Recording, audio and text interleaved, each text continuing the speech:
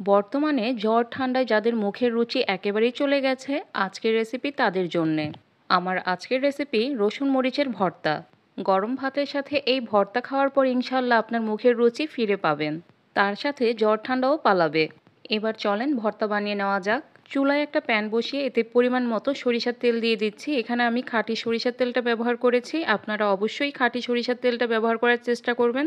আর সরিষার তেলটা কিন্তু ঠান্ডার জন্য খুবই উপকারী। তো আমি এখানে তেলটাকে গরম করে নিয়েছি, আর এখানে আমি 3টা ঝাল মরিচ দিয়েছি। সাধারণত এই মরিচগুলো অনেক ঝাল হয়ে থাকে, তো আমি এই মরিচগুলোকে ভালো মতো তেলের মধ্যে মোচমোচো করে ভেজে তুলে নিলাম।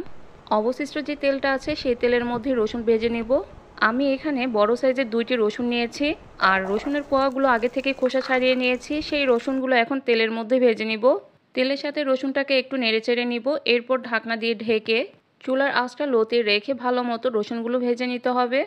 হাই হিটে রসুন ভেজে নিলে কিন্তু উপর থেকে লাল হয়ে যাবে আর ভেতরটা শক্ত থাকবে। আমি রসুনগুলো 10 থেকে 15 মিনিটের মতো লো আঁচে ভেজে নিয়েছি, আর দেখেন রসুনটা কিন্তু সুন্দর মতো নরম হয়ে গেছে আর সুন্দর একটা ব্রাউন কালার হয়েছে। এখন রসুনগুলো চুলা থেকে নামিয়ে নিব। এবার একই তেলে আমি এখানে মাঝারি সাইজের 2টা পেঁয়াজ কেটে নিয়েছিলাম, আর পেঁয়াজগুলো আমি একটু গোল গোল করে কেটে নিয়েছি। পেঁয়াজটাকে খুব বেশি লাল করে ভাজবো না, একটু নেড়ে চেড়ে ঢাকনা দিয়ে ঢেকে কিছুক্ষণ রেখে নামিয়ে নিব। জাস্ট পেঁয়াজটাকে একটু নরম করে নিব, তবে রসুনের মতো করে গোল্ডেন ব্রাউন কালার করে ভাজবো না। পেঁয়াজটা আমি লো আঁচে 3 থেকে 4 মিনিটের মতো ভেজে নিয়েছি, আর মাঝখানে ঢাকনা তুলে নেড়ে চেড়ে দিয়েছি। পেঁয়াজগুলো কিন্তু নরম হয়ে গেছে আর হালকা একটু কালার হয়ে এসেছে। এখন আমি এই পেঁয়াজগুলো তুলে নিব। আমি আজকের ভর্তাটা বাটনায় তৈরি করে নিব। এই ভর্তাটা কিন্তু আপনারা হাতে ডোলেও বানিয়ে নিতে পারেন অথবা শিলপাটায় বেটে নিতে পারেন আপনাদের সুবিধা মতো। ভর্তা বানানোর জন্য আমি একটা বাটনা নিয়েছি, আর এর মধ্যে ভেজে রাখা মরিচগুলো দিয়ে দিলাম আর স্বাদ মতো লবণ দিয়ে এখন ভালো মতো মরিচটাকে পিষে নিব। লবণ আর মরিচটাকে ভালো মতো পিষে নেওয়ার পর দিয়ে দিব ভেজে রাখা রসুনগুলো, আর এই রসুনটাকে সুন্দর মতো পিষিয়ে নিব।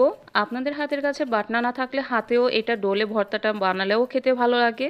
রসুনটা ভালো মতো পিষে নেওয়ার পর দিয়ে দিব ভেজে রাখা যে পেঁয়াজগুলো, সেই পেঁয়াজগুলো দিয়েও ভালো মতো পিষে নিতে হবে। যারা আমার এই রেসিপিটি ফেসবুক পেজ থেকে দেখছেন তারা অবশ্যই পেজটি ফলো দিয়ে রাখবেন, এবং ইউটিউব চ্যানেল থেকে দেখে থাকলে অবশ্যই চ্যানেলটি সাবস্ক্রাইব করে দিবেন।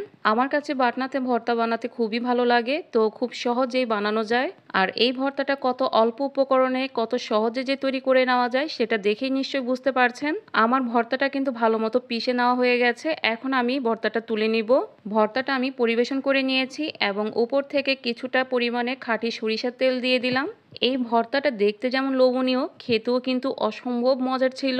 যাদের খাবারের রুচি একেবারেই নেই তারা একবার হলেও বাসায় তৈরি করে খাবেন, ইনশাল্লাহ আপনার খাবারের রুচি ফিরে আসবে।